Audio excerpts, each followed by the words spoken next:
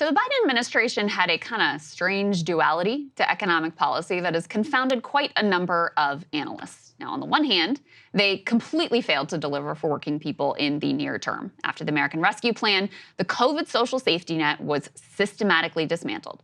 The $15 minimum wage hike completely scuttled, and the Build Back Better agenda buried, never to be heard from again. As reported by Lever News, the number of Americans saying it was difficult to pay typical expenses skyrocketed. Inflation, of course, would eventually ease, but prices, they would not come back down, and the child tax credit, debt forbearance, rent forbearance, stimmies, and super dole, none of that was going to come back. On the other hand, the Biden admin's approach to labor, antitrust, and crypto was actually really great. Genuinely provoked the ire of the billionaire class. Literally dozens of hate screeds against FTC Chair Lina Khan were published in the Wall Street Journal alone. The people who had seen a chill descend on their deal flow and who now had to grapple with workers threatening union drives were 100% read in on exactly what the Biden administration was doing and to whom. And they were pissed.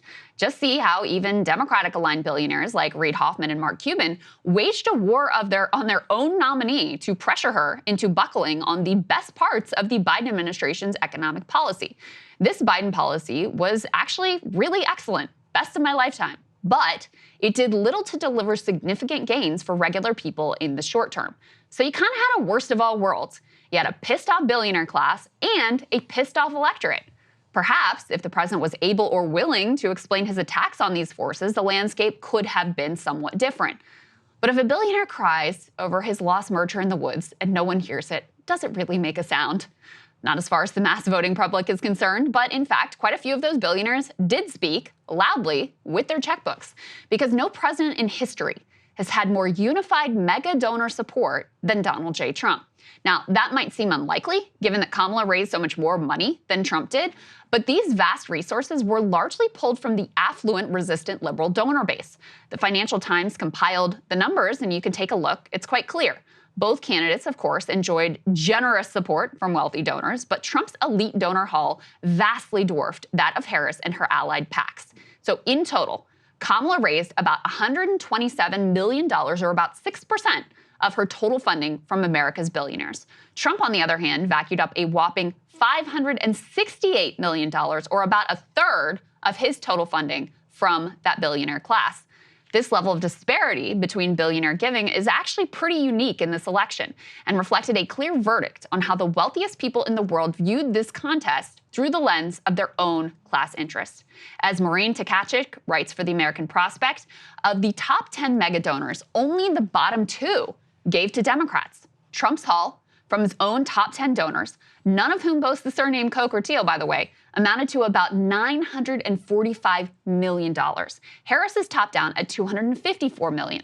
Now, Harris ended up, she pointed out, raising more money thanks to resistance giving, but Trump got to spend much less time raising it, and with Musk, he also had the algorithms on his side. Maureen's piece posits an interesting and I think correct theory that I hadn't considered before, which is that much of the billionaire raging over Gaza and campus anti-Semitism was really a proxy war over the Biden policies that hurt their bottom lines. After October 7th, billionaires congregated in group chats to organize cancellation campaigns, defund insufficiently pro-Israel news outlets, and even raise money to fund a squad of goons to assist the NYPD in cracking down on college protesters. Maureen details the various, very specific grievances that these same billionaires had with the Biden-Harris administration when it came to their bottom line. She writes, all of the whales had self-serving grievances with the Biden White House. Elon Musk has been fuming at Biden ever since the National Labor Relations Board forced him in 2021 to delete a 2018 tweet threatening to rescind the stock options of Tesla workers who voted to unionize. Harvard boycott and do not hire list coordinator Bill Ackman is likely nursing a grudge over some deleted tweets posted by a top SEC official about his dubious SPAC. So apparently Elon was pissy over the National Labor Relations Board checking his union busting. Ackman had a $2 billion stake in Google, which was successfully sued by the Biden DOJ. The billionaire who launched a donations boycott against UPenn happens to be CEO of the private equity firm that owns a grocery store whose merger Biden was blocking, and also owns a for-profit diploma mill that the Biden Department of Education was going after. A bunch of these guys, of course, have big crypto investments that were in danger thanks to SEC Chair Gary Gensler actually regulating them.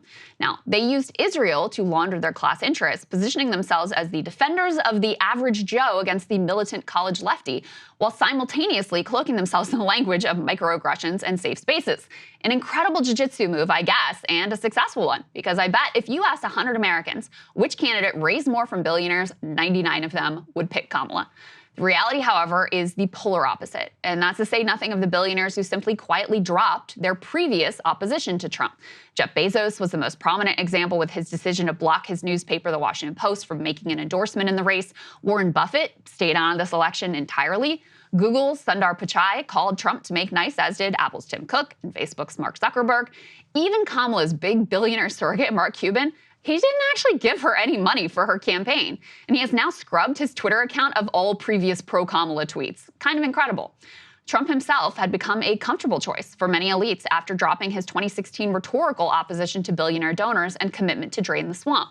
It's worth recalling just how vitriolic he was back then towards the Republican Party donor class. You remember this? Quiet.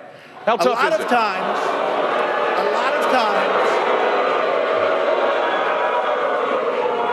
that's all of his donors and special interests out there. So that's what it is.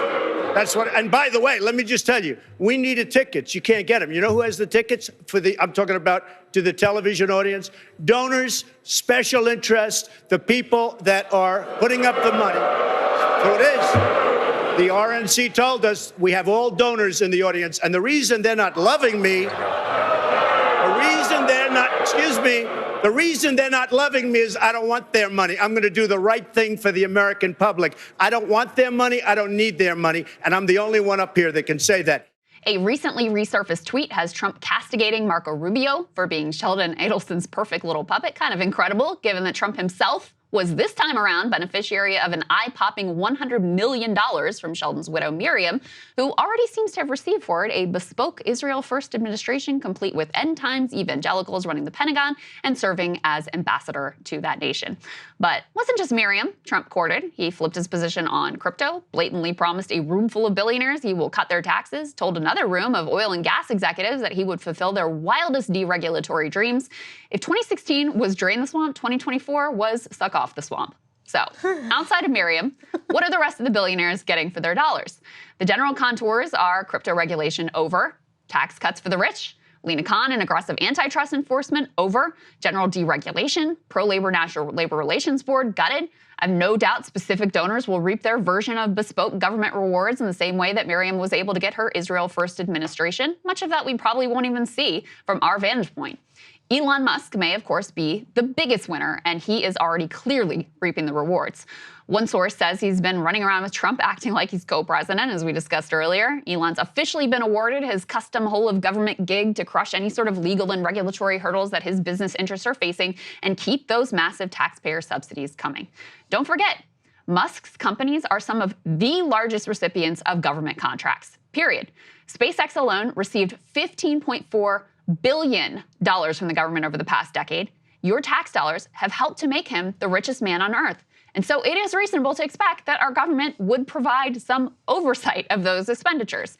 And in fact, Musk's companies are increasingly entangled in a web of regulatory disputes and investigations over things like workplace safety violations, union busting, environmental abuses, and more. Now look, some of these investigations might have merit, some might not. But does anyone think that under a Trump administration, he will face scrutiny over literally anything? Even if DOGE is really just a make-work project for Elon and Vivek, these benefits are real and they are gigantic. Our government being run to serve the interests of the richest man on the planet. It is a deeply disturbing outcome, even if you love Elon. Just imagine it was Bill Gates. Imagine it was George Soros. Then tell me how you would feel about one billionaire, any billionaire, having this level of immunity and control. Now, Musk is also apparently meeting with Trump every day to help oversee government staffing, even to speak with foreign leaders.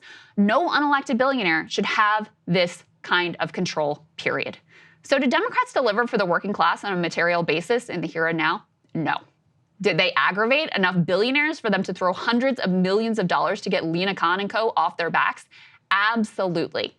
Now, in 2016, the capital class, They didn't know what to make of Trump and whether he might cause trouble for them, their bottom line, but ultimately, in the end, he delivered for them.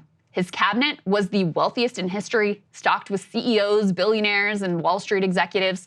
His primary accomplishment was a tax cut that overwhelmingly benefited the wealthy. He stocked his National Labor Relations Board with union busters who made sure that workers did not stand a shot at increasing their labor power. So this time around, there was little concern, plenty of enthusiasm actually, about getting their man back in the White House. They are fully confident that any chaos which is unleashed will leave them unscathed.